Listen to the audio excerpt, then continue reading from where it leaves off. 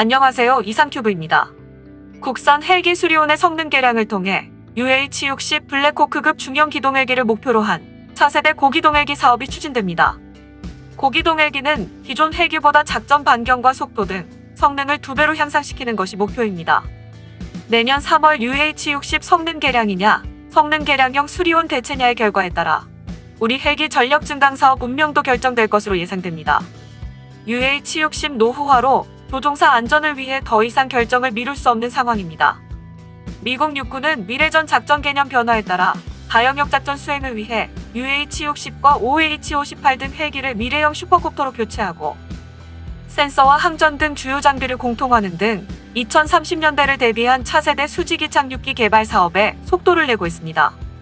미 육군은 2018년 미래사령부를 창설해 단일 영역에 국한되지 않고 지상과 해상, 공중과 사이버, 우주 등 5개 영역에 걸쳐 동시적으로 수행한다는 미래전 다영역 작전 개념에 따라 FVA 사업을 추진하고 경쟁 시험 비행을 거쳐 최종 기종 결정을 앞두고 있습니다. 한국항공우주산업은 최근 미 육군의 FVA 프로그램을 벤치마킹해 한국판 헬기 전력 증강 프로젝트인 차세대 고기동 헬기 사업을 추진하는 청사진을 제시했습니다. 정부가 항공산업 육성 차원에서 국가정책 사업으로 추진할 것으로 기대를 모으고 있습니다. 군 당국은 2013년 6월 UH-60 139대 성능 개량 사업 소요 결정을 내렸습니다. 하지만 수차례 사업 지원으로 UH-60 성능 개량 2차 선행 연구 결과 사업 비용이 약 70% 상승함에 따라 방위사업청은 특수작전기 36대를 제외한 기본기 103대를 수리온으로 대체하는 안을 제시했습니다. 군은 검토 결과 현재 운영되는 수리온의 제약사항이 해소되면 수리온 대체를 반대할 이유가 없다는 의견을 제시한 것으로 알려졌습니다. 카이는 수리온의 최대 결점인 낮은 기동성 문제는 기어박스 국산화를 통해 출력을 현재의 19,200파운드에서 UH-60급 22,000파운드로 확대한다는 방침입니다. 카이는 첨단 항전 장비 확보로 기어박스 출력이 확대되면 UH-60 대비 야간 및 악천 후에도 임무 수행이 가능해 임무 수행 능력과 생존성을 강화할 수 있다는 점을 부각시키고 있습니다. 그동안 조종사들이 불만사항으로 제기한 공체 크랙과 진동 문제, 윈드실드와 결빙 등의 결함은 개선 조치가 완료됐습니다. 하지만 소형 헬기 UH-1H를 대체하기 위해 개발된 수리온이 세계 최강 기동 헬기인 UH-60 기술을 따라잡기는 역부족이라는 지적도 만만치 않습니다. 초기 개발 당시 불완전한 수리온을 경험한 일부 조종사들은 수리온의 성능 개량이 가능하겠느냐는 의문을 제기해왔습니다. 한국국방연구원의 올 3월 검증 결과 획득비와 운영유지비 측면에서 성능 개량형 수리온이 1조에서 3조 원 차이로 비용 측면에서 UH-60 성능 개량 사업에 비해 불리한 것으로 나타났습니다. 차세대 해병대 공격 헬기로 성능이 검증된 미국산 AH-1G 바이퍼 공격 헬기도 도전장을 내밀고 있습니다. 우리가 보유한 UH-60 블랙호크는 구기종으로 단종에 의한 부품 확보 등의 어려움이 가중되고 있습니다. UH-60 블랙호크는 수리온에 비해 가동률이 지속적으로 하락 추세가 약점입니다. 수리온은 근접 보급 지원으로 가동률이 80% 수준이며 국방과학연구소의 올 5월에서 8월 사이에 있었던 분석 결과 기어박스와 자동 비행 조종 장치 국산화와 F5 연료 탱크와 GPS 항제민 기능 등이 추가된 성능 개량형 수리온이 UH-60의 임무를 대체하는 것이 가능하다고 판단했습니다. KIDA 역시 같은 판단입니다. 산업연구원의 경제성 비교 분석 결과 산업파급 효과는 수리온 9조 2천억 원, UH-60 성능 개량 2조 4천억 원으로 수리온이 6조 8천억 원이나 높게 나타났습니다. 고용 유발 효과 역시 수리온 33,000명, UH-60 5,800명으로 27,200명 많은 것으로 조사됐습니다. 수리온 사업 비용 대부분은 230개 국내 협력업체에 지불됩니다. 국산 헬기 발전을 위한 국산 헬기 비율은 미국과 러시아, 프랑스가 93%에서 99%, 이탈리아와 독일, 스페인에 비해 우리는 19%에 불과합니다. 군용 외의 민수용 헬기의 국산 헬기 비율을 높여야 헬기 전력 증강을 통한 항공산업 육성이 가능하다는 것이 카이 측 논리입니다. 카이는 최근 2021년에서 2030년까지의 항공산업 발전 기본 계획에 이 연구 결과를 반영할 것을 정부에 건의했습니다.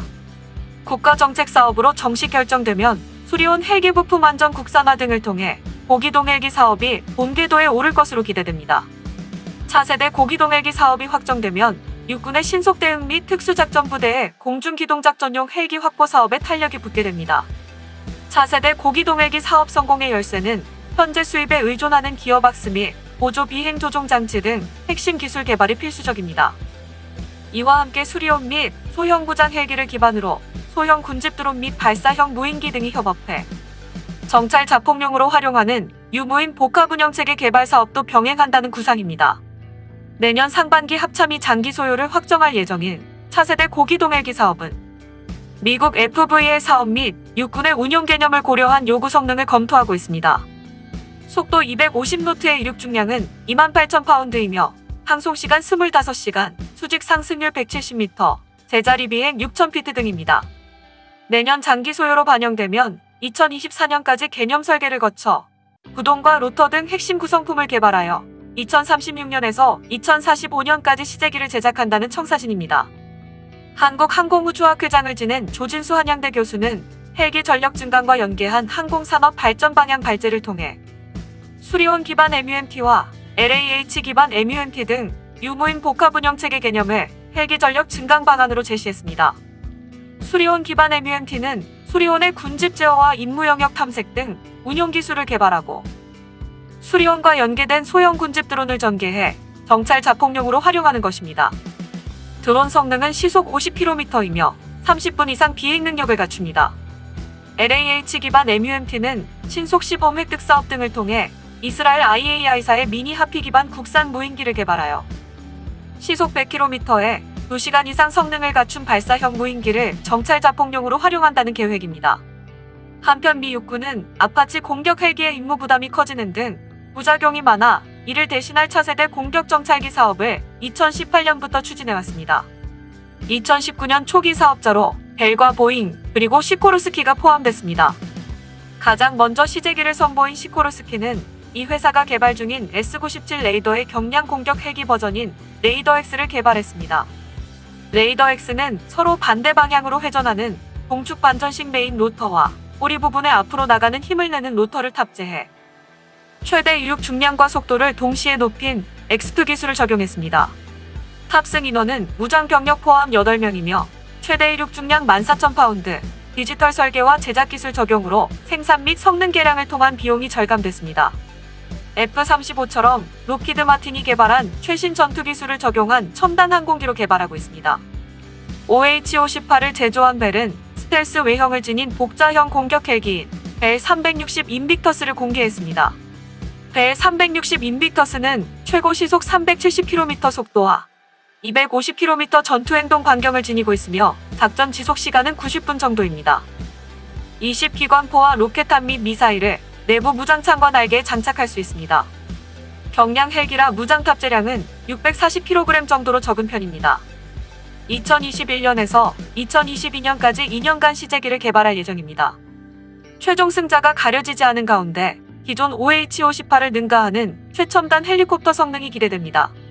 차세대 장거리 공격 헬기 사업은 블랙호크를 대체할 새 틸트로터 헬기를 선정하고 점진적으로 블랙호크 등의 헬기를 대체해 나가게 됩니다.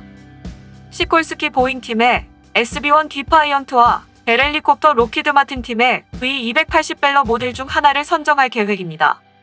틸트로터는 프로펠러를 하늘로 향하게 해 수직으로 이착륙할 수 있도록 한 회전 날개 기술입니다.